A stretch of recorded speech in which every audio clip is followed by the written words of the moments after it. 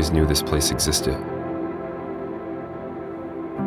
Ever since I was a kid, I would hear about a place of promise, a land of inheritance, a place where peace ruled and a true acceptance of all things. I've learned that there are countless doors, always inviting me into this land. But for me, my little girl Canaan was a door that I recognized and entered. Her inabilities, her needs, the requirement of her life taught me to enter and never leave again. What she taught me sent me on a mission, because I believe children with special needs possess a unique access to this land. But you have to listen close. Remove all barriers and filters. You must enter just like them, as a child. I traveled the country to discover the messages these children have come to share. To some, these kids are considered less than, unworthy, and a burden. But to me, they are the signposts, the messengers, the teachers of love.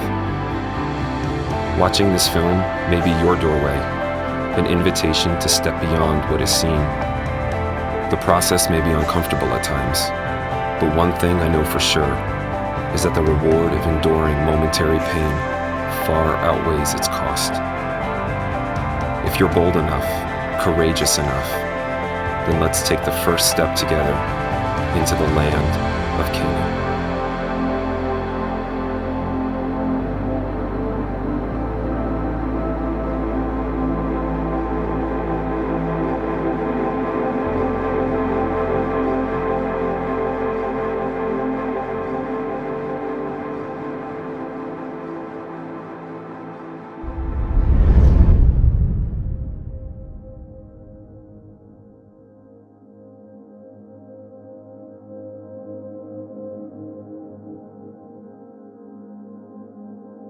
Everything has a beginning.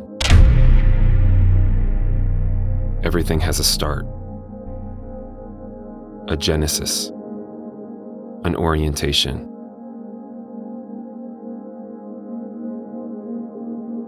But even before something is born, there is a split second, a moment, a spark in time that we call conception.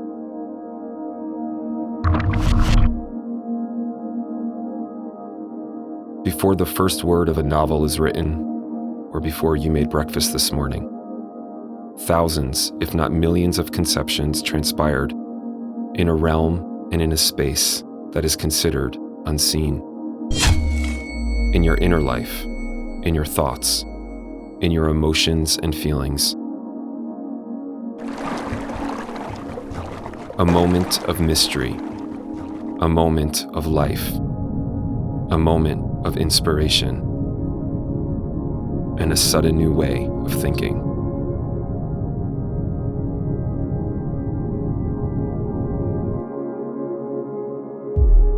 It's still unknown. It's still a mystery, waiting to be born.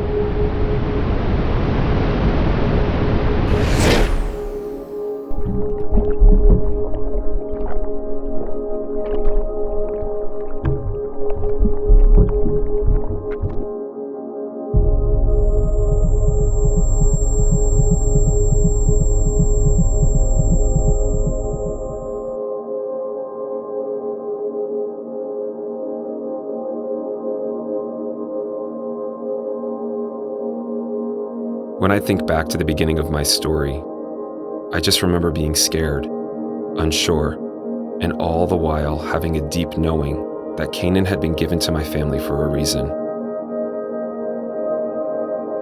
Shortly after she passed away, I knew that she was sending my wife and I on a journey to uncover the messages that children with special needs have come to share with us. And so, like every good story, including yours, we need to start at the beginning.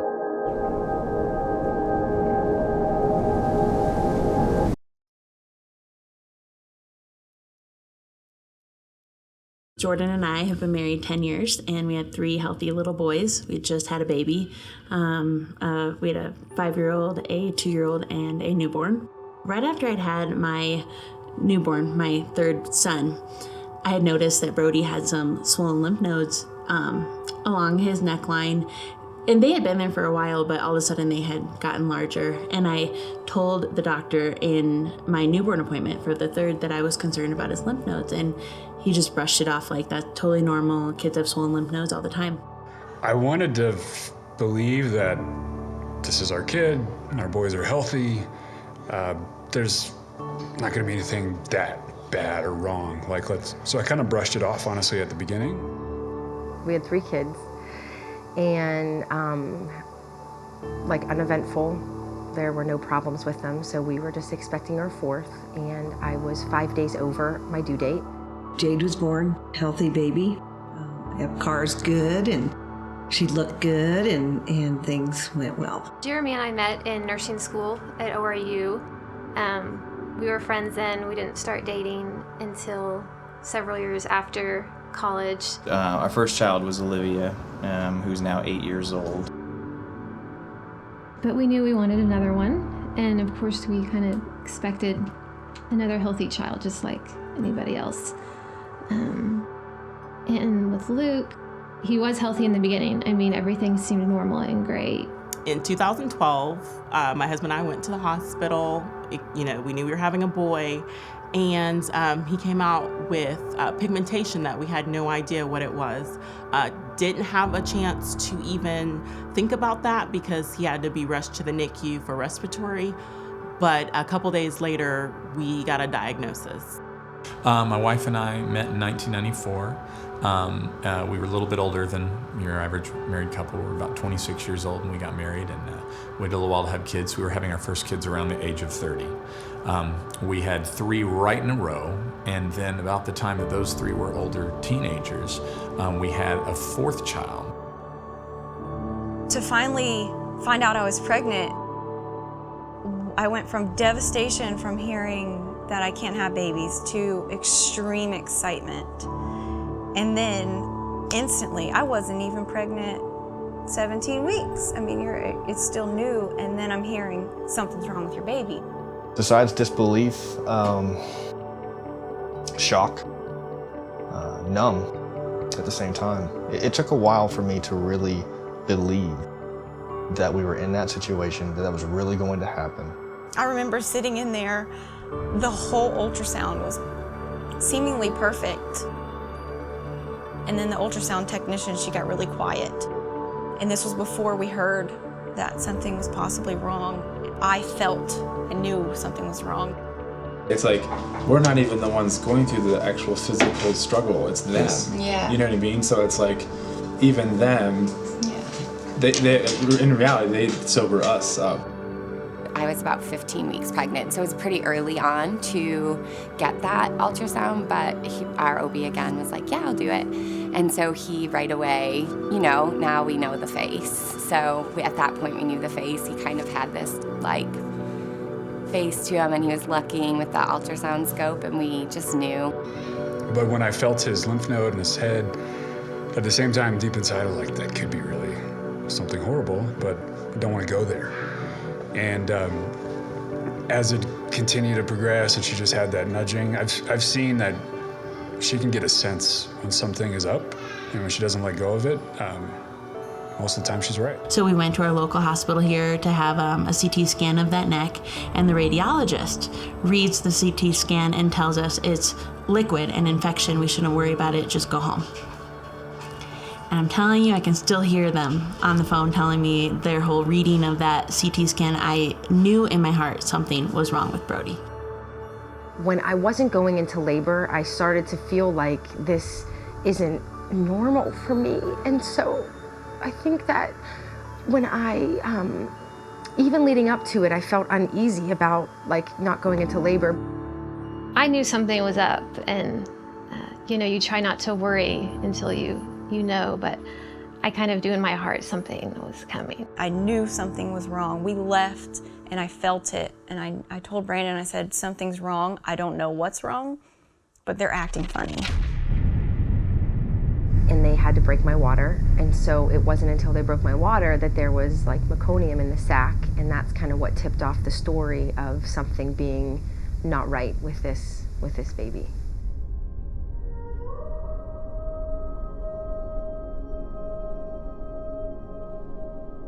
Birth is happening all around us.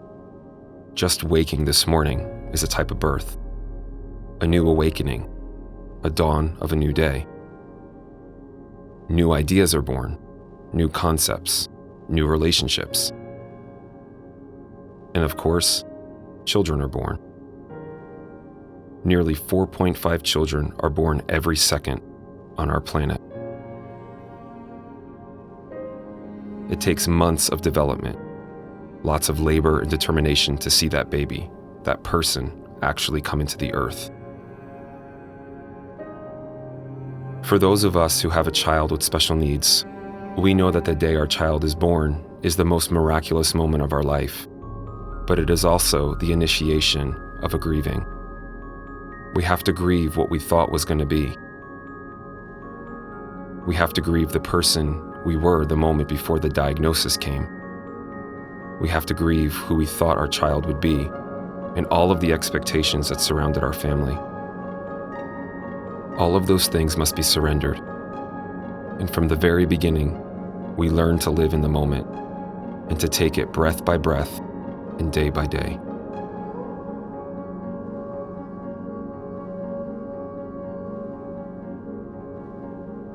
But obviously when they broke the water and there was meconium in the sac, they took her straight away. And I just think, I just think that right away we kind of knew that something wasn't right. Even though they were saying it was just one thing, I think I kind of knew that it wasn't just one thing.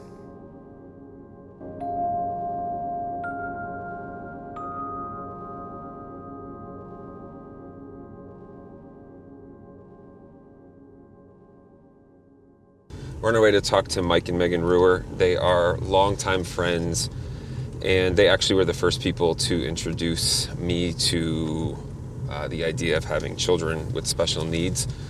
They actually have had 5 children. Their first was a stillborn, and then 3 of their other children have medical complications. So they've only had 1 child who's typically developing.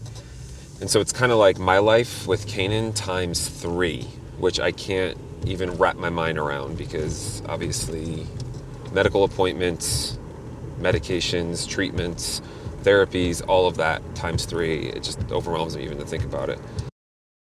I was telling Mike earlier that you guys like introduced me to the special needs, having kids with special needs world, because when Penelope had her open heart surgery, Nikki and I came up.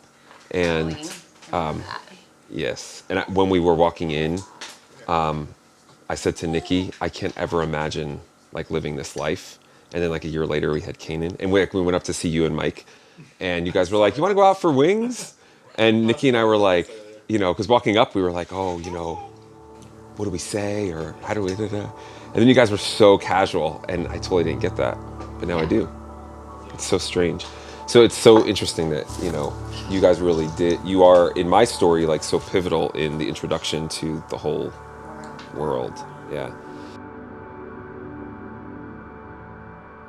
I mean, the whole thing was such a hard season of life that that was just, one more part of it.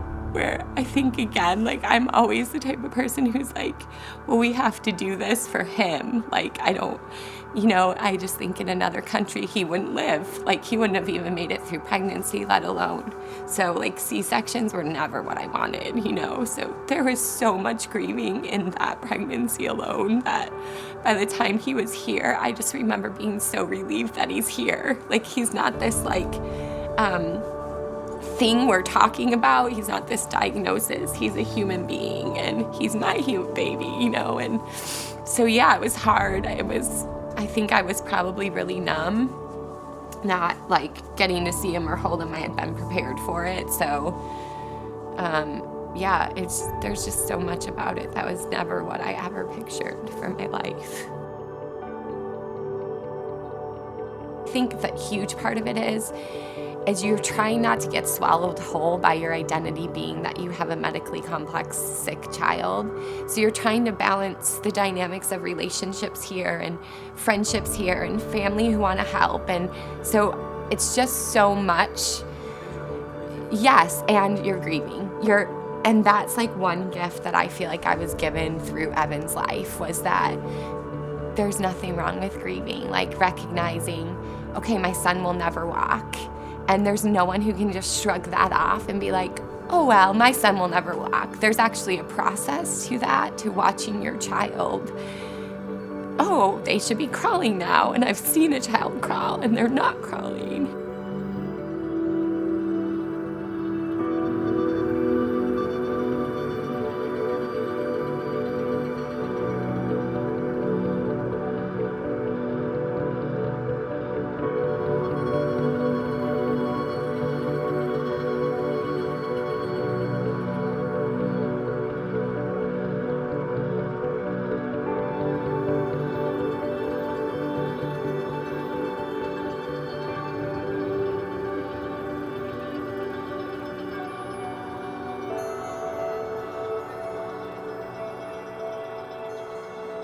You were the attending doctor Yes. when Canaan came into the NICU here.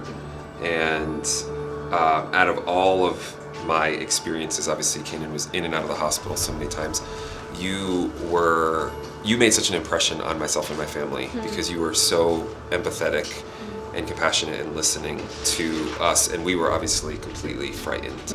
That's one thing that I love about neonatology. I feel like the babies are the most innocent of victims, and the parents even more so.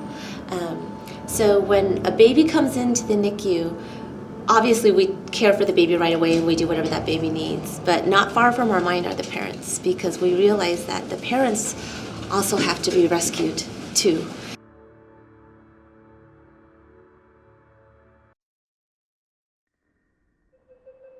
I had such a hard time because of what she went through at the beginning, but the thing about it is I knew what would happen bringing Canaan home is that we would end up loving her, because that's what you do, like you don't want to accept what's happening because it's so difficult, especially for a mother to see a baby suffer. But the thing is that when we brought her home, it's like, everybody fell in love with Bugs because she was so nice. Right, look at Mom. Oh. Wait. Look at me, ready? This is a nice baby. This was her favorite place in the world to be. Her favorite place. Yes, absolutely. She was like in bliss when she was here. And we were in bliss when she was here. We were in bliss. There was never anything that we couldn't do when Canaan was here, because we looked at Canaan and we said, Canaan can do it, we can do it too. Yeah. That's how it was with us too. I mean, especially my wife.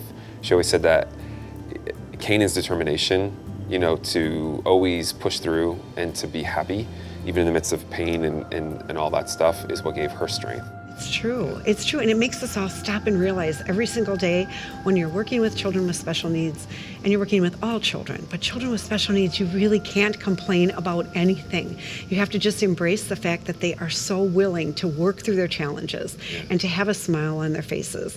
And that's what Canaan did for us here.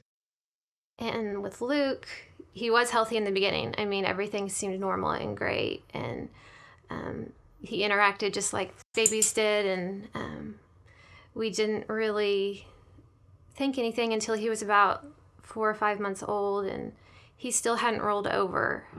And he just didn't seem to be getting stronger. He just, the way like I would hold him, he could hold his head up, but he just would kind of hang on me. He wasn't, gaining that muscle tone. I was at work one day taking care of patients and pulled up my son's chart and saw the diagnosis. And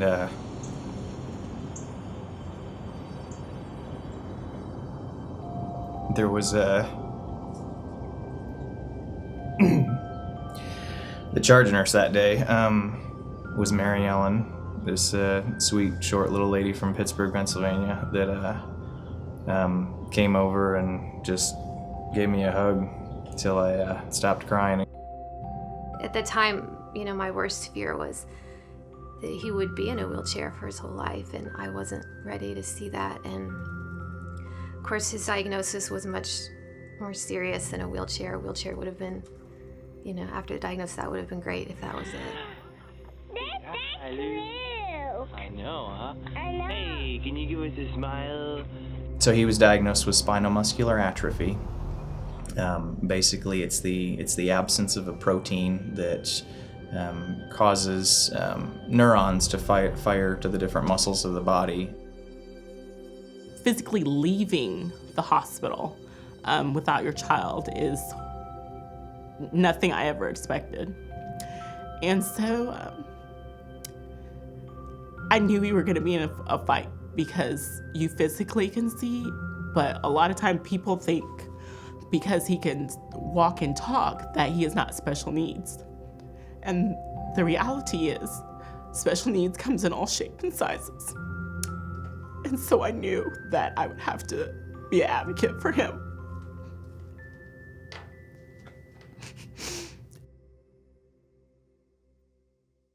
How are you? Good. Good to meet you. Hi. Hey, In nice person. to meet you. Hey, buddy. Jackson. How are you? Say hi, buddy. We're gonna start a show. The first few weeks or first few months of his life, I don't remember a whole lot. I remember trying to breastfeed, visiting him at the hospital, because I had like a wall. I didn't want to feel emotion because we didn't think he was going to make it. I felt like Job in the Old Testament shouting at God finally after all this and saying, why? Why is this happening to us? And it wasn't really more about us as in me and then my wife. It was, why does he have to go through that? Why does he have to be subjected to so many question marks in his life? Is he going to suffer? Is he going to be in pain? What is he going to know?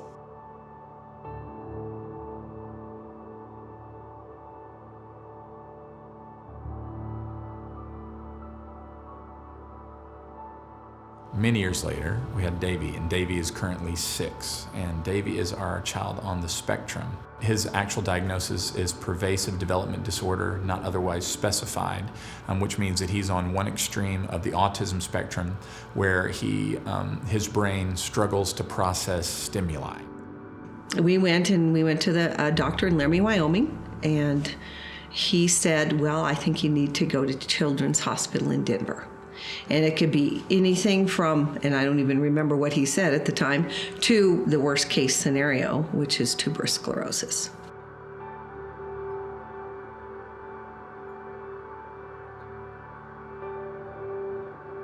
Even in the hospital was tough because his NICU nurse had to be fired from him because she asked me questions like, are your other children normal? Did you know he had a problem? As if he had a problem, we would not have him. Though we can't control ultimately what happens, we can control how we support one another and how we walk with one another and how we link arms and just say, we don't know which way this road is going to go, but you won't be alone. You have to learn so many things, but one thing that you never have to learn is how to love that child, and the grace and the hope that you have that just builds inside of you from the moment that you meet that child. Love grew in us for her because she was our daughter, she was one of us. And so, over time, as Canaan grew, so did love for her, through all of that suffering and bearing with her. And, every bit of what it did to our family only made us actually love her more.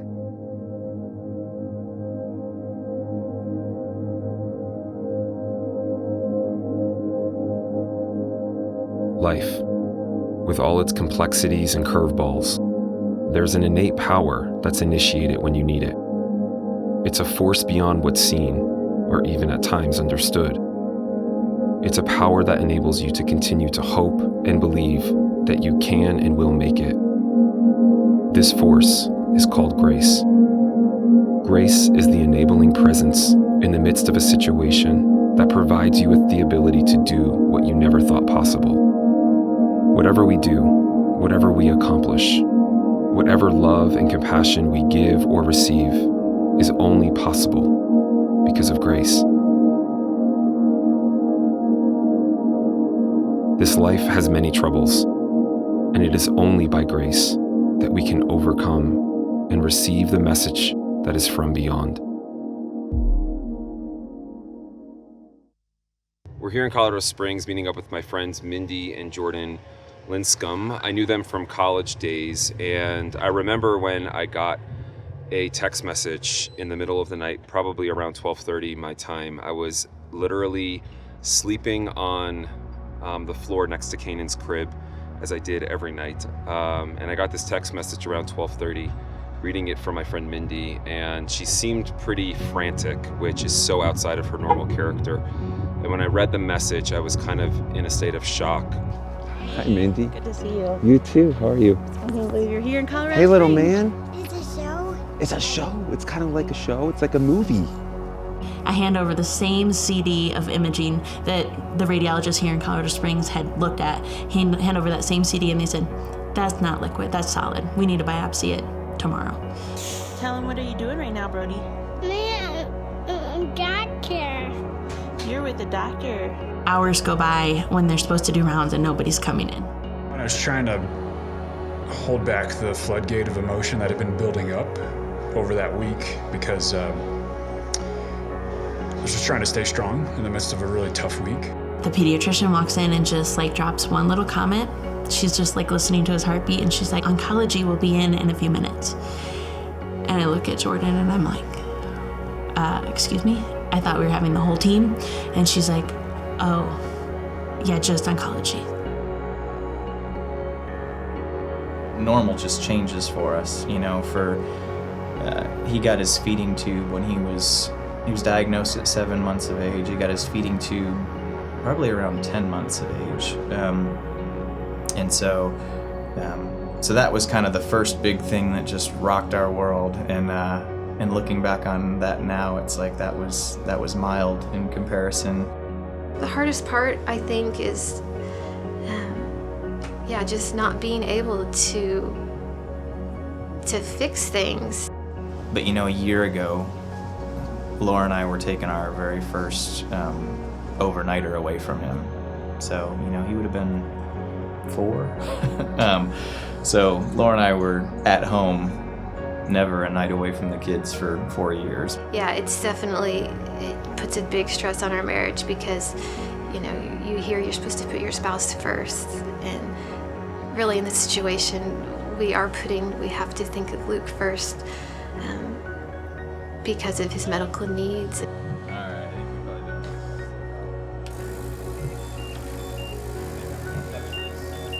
But the very first night we tried to do a getaway, we had a cabin in Eureka Springs, and a nurse that I work with, and a respiratory therapist. I mean, I had a licensed RN and an RT staying at my house, because at the time he just wore a BiPAP mask at night. Yeah, it's isolating just because it's hard for me to get out. I mean, it's just gotten a lot more challenging as he's gotten bigger to get out and do stuff, and you know, going to the park, it's hard because he'll want me to pick him up and take him down a slide, and he's just getting too big for me to do that.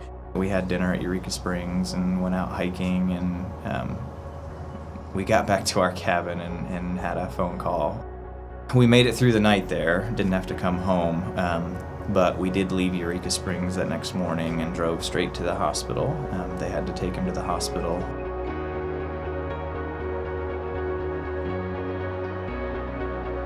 He has to go through stuff that kids should not go through, and just not being able to make it better. And I mean, I know all parents feel that with different things, but it's just our situation is just a little bit more intense. And like when he said, "I want to walk on my feet," I just, you know, I do too.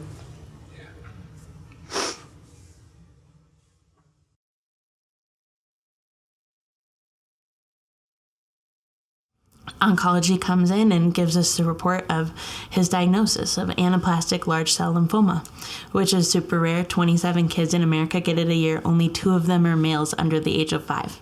Wow. And I'm like, wow, how did that happen to us? So I remember taking notes as the doctors were sharing with us and telling us the news, and it's just like a sucker punch in the gut. And while taking notes and trying to get, you want to gather everything that you're hearing and make sure you're not missing something, I just lost it in the middle of trying to just grab all of that in. And my wife had already had her moment of losing it and crying, and that's when it hit me. I think it was so special being in the hospital room after so many days and so many nights of not sleeping, and I just remember like that little couch bed, the one little couch bed that you get, and I mean literally you like are spooning each other to stay close, and you are not at all romantically in a place to be interested in anything, but you're just hurting, and just to have that intimate, like deep, like depressing cry, and we had that moment where we just held each other and we just cried that deep cry, but to have that intimacy of you're right here, our bodies are close together and we're gonna figure it out. We don't know the answers, we can't fix this right now, but it was just the feeling of someone's there. Once you get thrown into the real world where comparisons happen, that's where it gets hard. And I feel like parents that have kids with special needs that are still struggling with that, I think part of it is not only are they coming to terms with the loss of the dreams for that child, but they're coming to terms with the loss of their own expectations. Absolutely. After she was born, it really divided our family because my husband had to take care of Canaan as like her primary caregiver, and I had a 24-month-old at home who was our third child. And so I really had to switch into like almost single mom kind of mode and took care of those 3 kids while I was homeschooling them. And so it was just a very stressful and intense dynamic. We're people who are like, well, I don't know what to do, but that doesn't matter, I'll do something. Like that's just our natural tendency, realizing that actually so many people are paralyzed with their own fears and their own like insecurities, that even if you're their very best friend, they can't push past that to show up because they feel within themselves like, I won't know what to say, I don't know how to be a friend. And watching those friends evolve into being the first ones who show up and call and are like, I don't want to fail you, I'm sorry I failed you, has been such a hard gift. I've never known anything else. This has always been our life. I never knew what it was like to have a normal first pregnancy with 1 ultrasound. I didn't know what it was like to never hear, you won't get to keep this baby.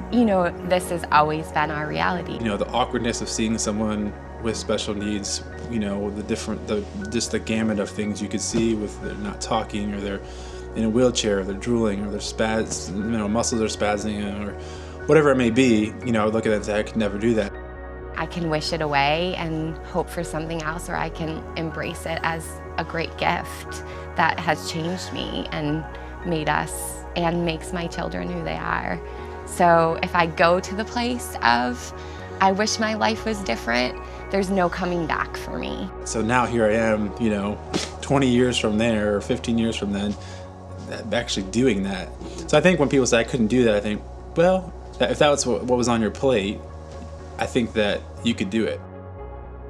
And maybe what we do every single day looks easy from the outside. It's not. It's a complete partnership of our family. In the middle of the night, she'll get up at 3 o'clock in the morning to stop his feeding pump. And then at 5 o'clock, I'll get up and I'll start it again and give him medication. And then at 7 o'clock, we'll get up again. Really hard for me to come home and tell him everything I did all day. Let me tell you, I ran to Orlando 100 times, and different doctors, different emergency rooms, and to keep getting no answers, I felt like I was beating a dead horse. They came in and said, look, we're at a wall. There's no other options. Just take him home and give him comfort care. And Comfort care meaning? Comfort care meaning they expected him to pass away. Yeah. Just take him home, and they suggested sedatives. Instead, the very next day we got home and discharged, we decided to go to the #1 place in the country, Boston, for the Children's Hospital. And if they gave us the exact same answer, okay, fine. But at least we tried. This went to the very best of the best. Instead, they gave us his actual diagnosis. We got some new medications that would help him out, and here we are. Isn't that amazing, though, how that first report, That's like chilling in the sense of that the medical field can be so assuming without wanting, and that's why it's so important for parents to be their child's advocate, because you're the only one who really knows. You know what I mean? Like you said, you had to keep knocking and seeking for answers. You have to be aggressive sometimes because the doctors aren't going to do it for you. They're only going to want to do so much. The odds are against Jackson every single day that he wakes up. Every single day he wakes up, the odds are against him that this will be his last day. So pretty much his first year, we went doctor to doctor to doctor. So his doctors are actually located in Kansas City, Missouri, his neurologist and dermatologist. And we travel every 3 months to make sure his skin condition, as well as his mind, brain, since he has pigmentation there, and spine are taken care of. But for his condition, there is no cure, so we have to be proactive with his skin.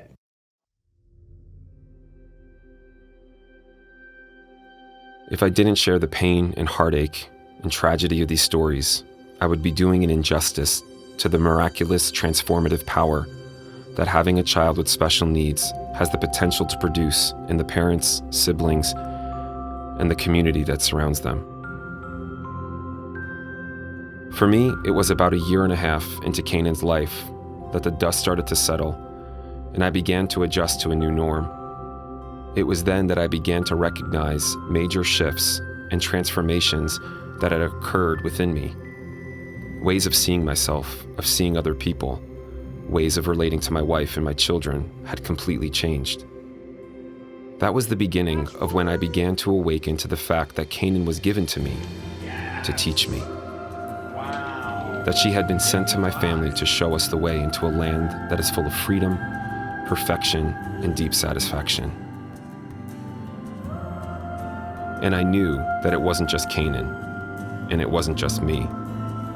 But I had this reoccurring suspicion that my story was like thousands of other people's stories who had found the same treasure.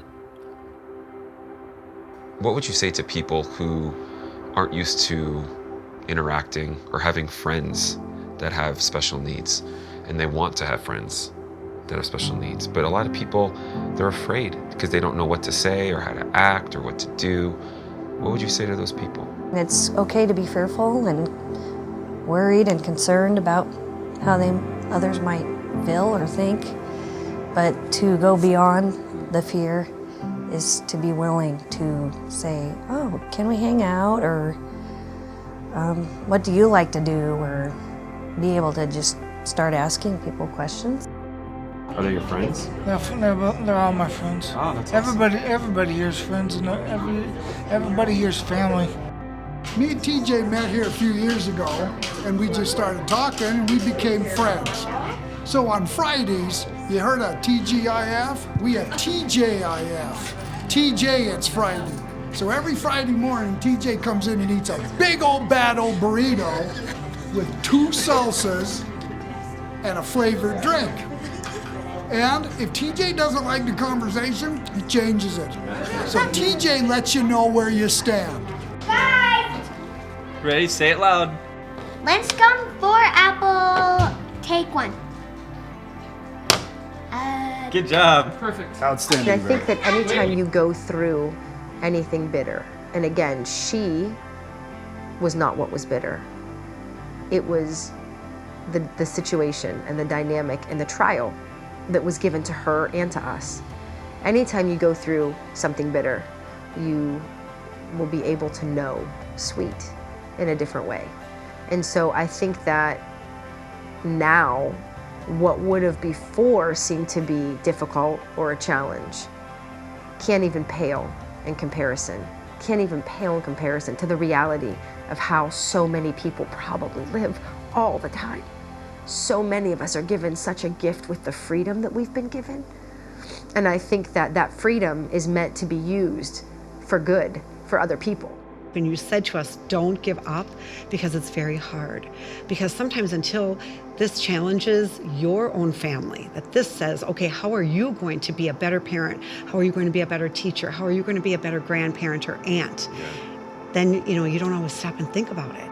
But there's a place of celebrating with each other, that I find unique special needs that you don't find anywhere else. They celebrate each other's wins and losses. Weeping when someone weeps and laughing when someone laughs. A celebration that we don't really do. It always makes my day, from no matter what, that I come in here and I see TJ. And I'm happy because TJ's the coolest guy I know.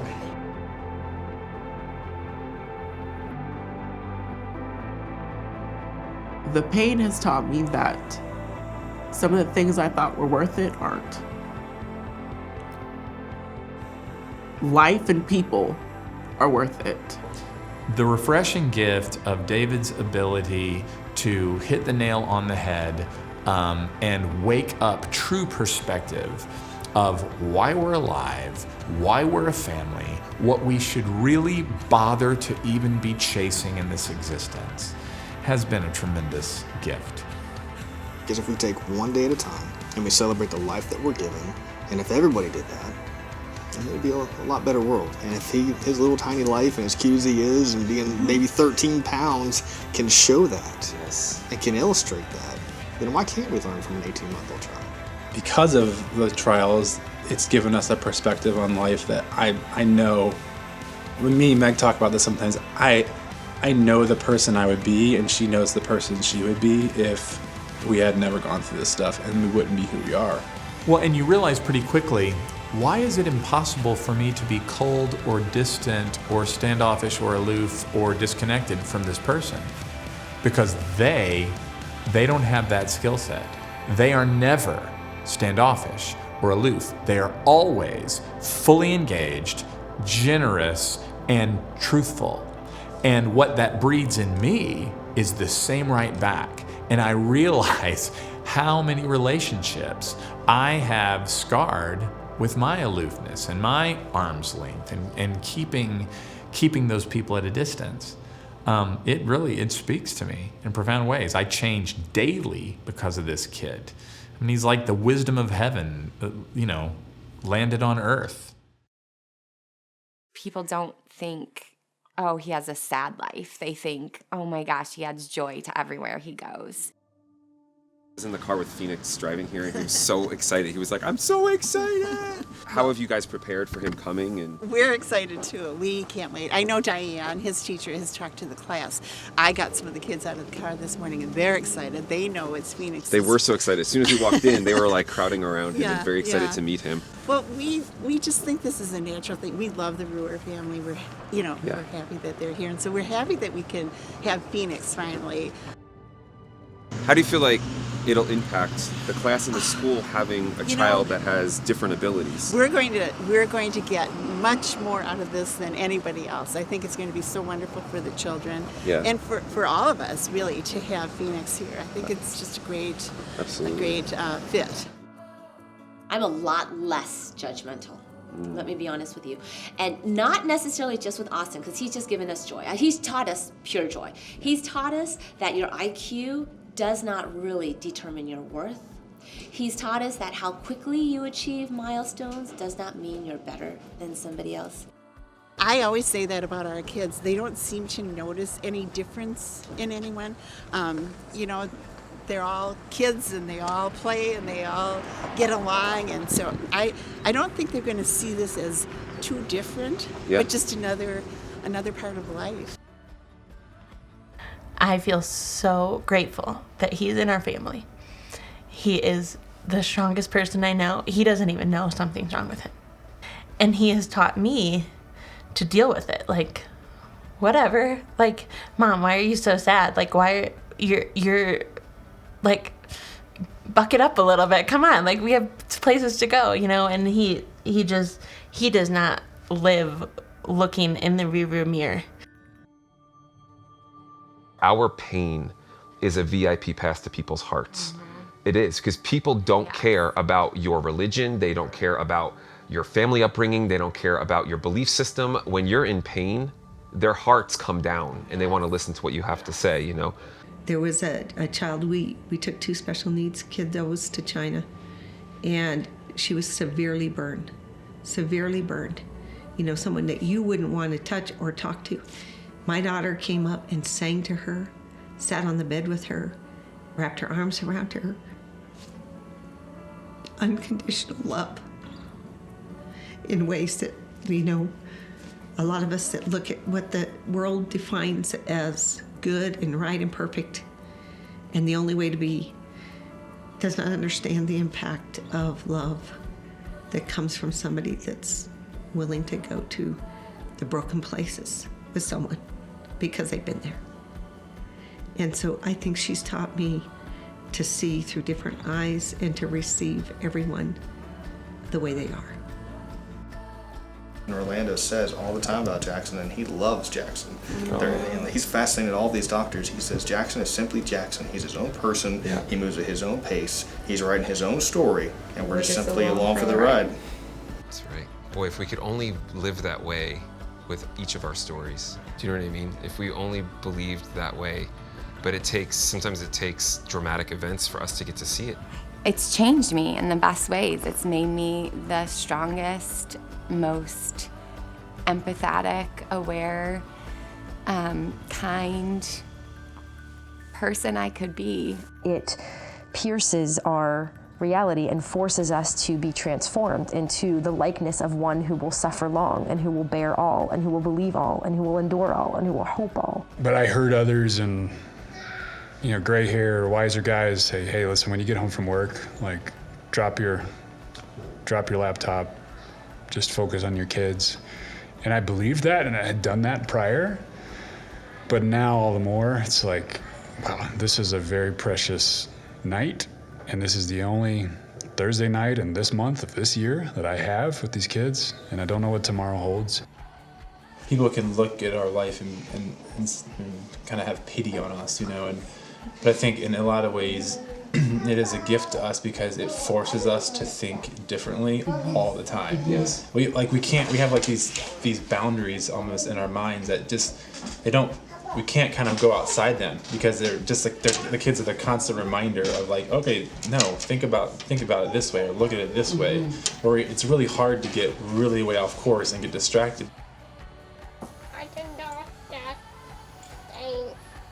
Oh, what? You want my string?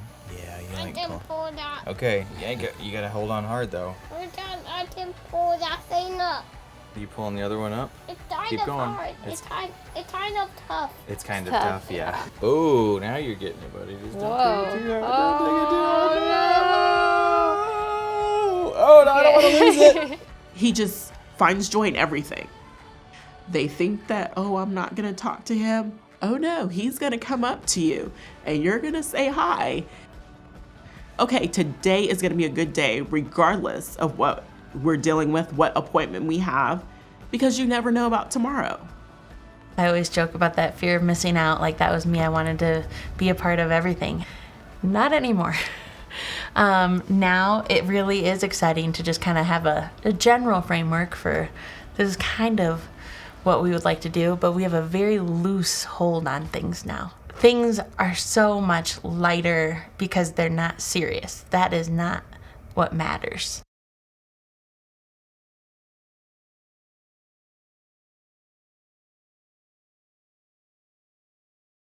Life is a gift, and death a guarantee. There will come a single moment in time when your heart stops beating, your lungs void of breath, and your brain waves cease. Something mysterious and otherworldly happens at that moment. Like birth, it's something you can't explain. It must be experienced. As Canaan was dying, it was as if there were moments that I could literally taste eternity. I could sense a warm and deep calling from the other side for my little girl to go home.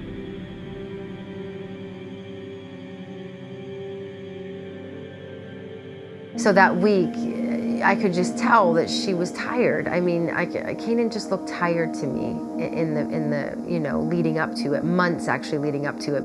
It was actually that week. It was that second day that she ended up going to the hospital that night. Hey, it's 12:17 in the morning, and Canaan just woke up throwing up. She does this really often for some unknown reason, but she is getting a fever. She's burning up. All right, it's 3:02. Canaan stopped vomiting for a little bit, but then started again. So we're heading up to the hospital. You can see her back there. She's awake, but very pale and not looking the best. So yeah, I hate this. I hate it. I hate every aspect of it. And so when I was at work the next day, she had already been in the hospital.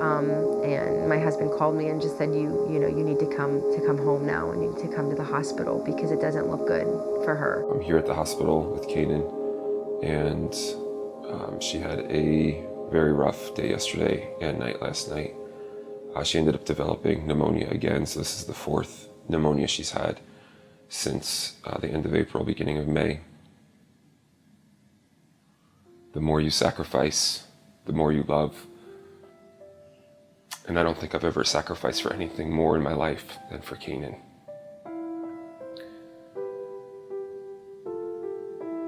We just had to start walking through the process of where she was at, what this meant, if this was in fact the time that God said that it's over. And it was the time God said it was over for her.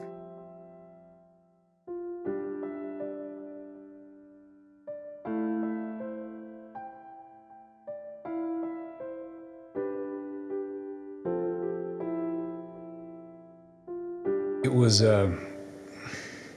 was heartbreaking in that she, so many of us have a chance to just be healthy and live, and all these things we take for granted.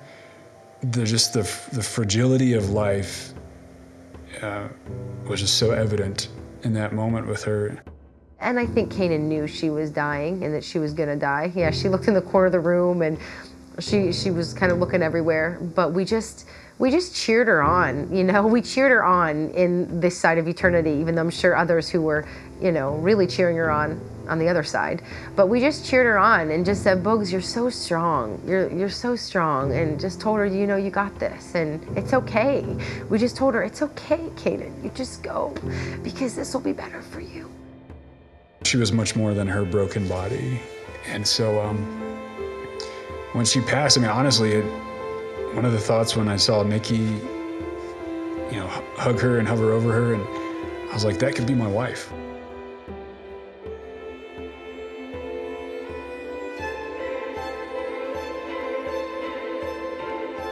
Once Canaan's spirit left her body, that's exactly what happened. It felt like, is that who she was, her presence, her spirit, everything left her body. Her presence was no longer there. And I knew, like, she went somewhere, so I knew that we are spirit. I'd seen adults die, seen older grandparents or folks in their final hours, but never a child like that. And so it was sobering in a lot of ways. Last night at 10:04, she left this earth and has gone on.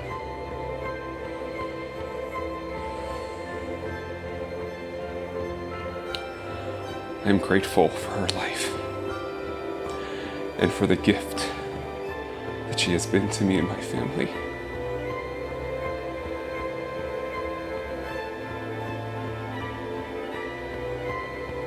Deep gratitude for the honor of having time with her and having the privilege of playing the role of her father for the few years she was on this earth.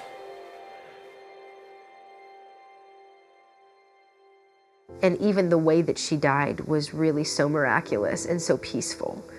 And the people that were with us, it really felt like when I've had babies, when I would be in labor on the delivery day, when I had children, and the people that were there, and the miracle of when the baby was actually going to be born, and when the baby's born, and how people react, it felt just as holy that like a life was now given over to eternity. it felt just as holy as when a life comes into this world.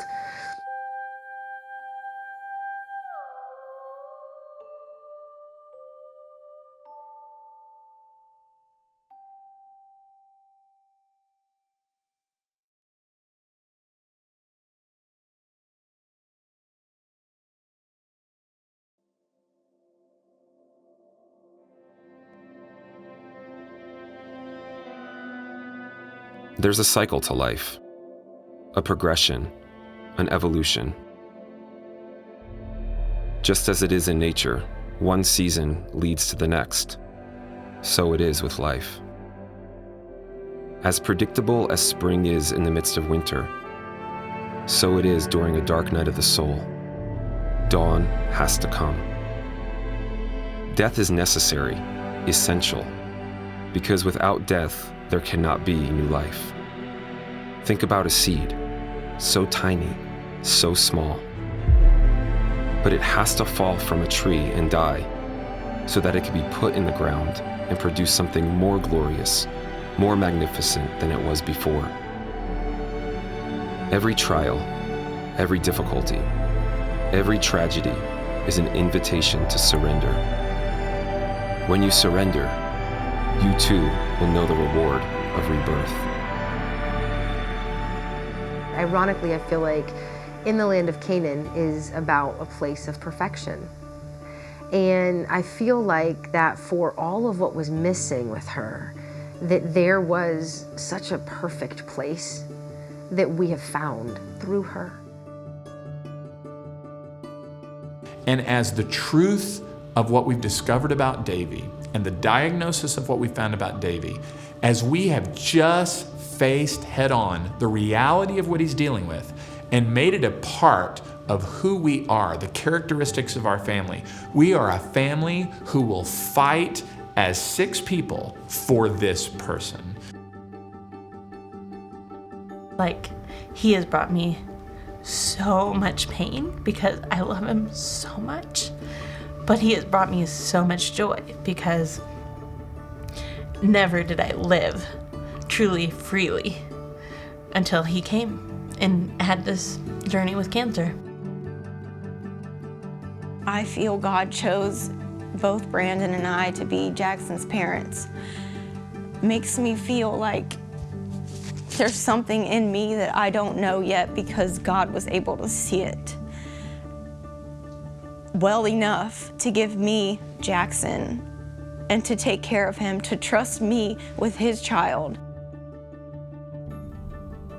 And without having answers, without knowing where it's supposed to land or if we'll even get there, without knowing if everything's gonna be all right, or even knowing all the tools of how to potentially make it be all right, we become a happier family, a stronger family, a more bonded and unified and capable family. I think he's saying, find joy in all that you do. And I also think that just because you have a special need, that is not saying your limit. You don't have a limit. If people invest in you and say you can do anything, regardless of having a special need, you can do it.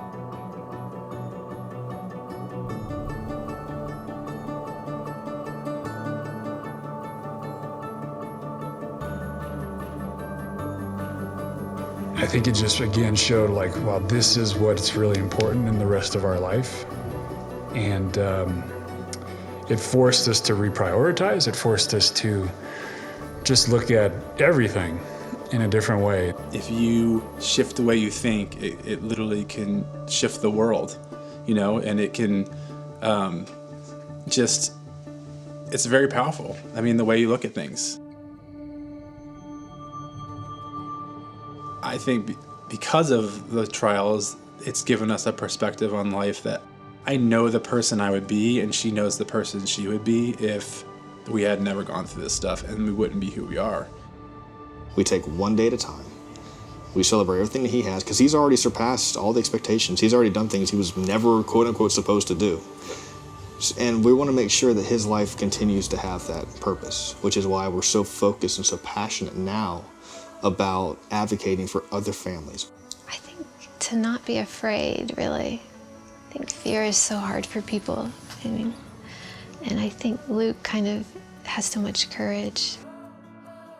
Realizing that we were never in control. We thought we were, but we were never in control from the beginning. It took us this experience to realize that, unfortunately. But sometimes I do think fortunately, because some people go their whole life without realizing that they were never in control. I think she tore the veil that so often separates the comfortable and the perceived perfect from what is uncomfortable and what is messy and what is unpredictable when we talk about people, children, people with disability and special needs. And I think out of that pain, it brought me to a place of realizing this isn't the end of the story. This is a beginning of a story, the beginning of a life that goes on and gives hope to other lives. But he is the best thing that happened to our family. To those that will go low, there is such a gift that we end up receiving. All the pain, all what would be perceived from the outside as negative, we wouldn't change it.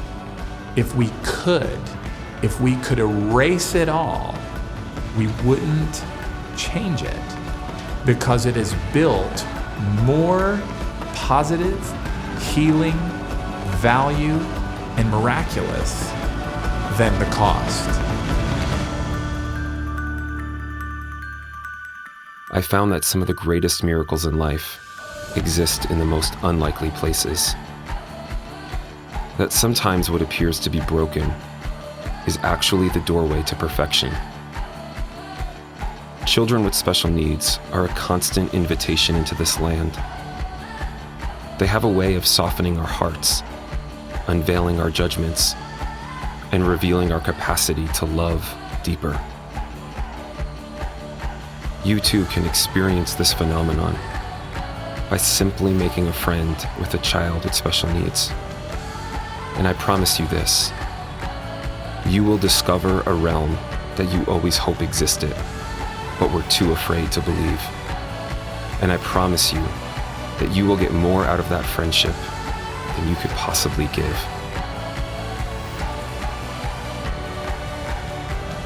Hear the message that my little girl who couldn't speak came to say.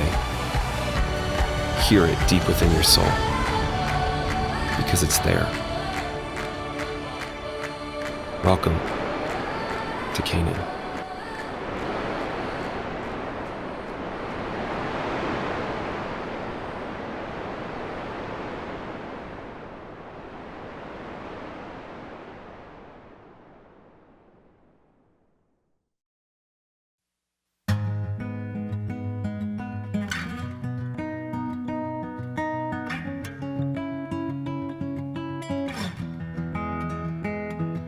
My world turned upside down. I prayed for a miracle, but none could be found. My search turned me around, and now I see clearly, yeah, the miracle truly. You taught me to love, taught me to see what's in me.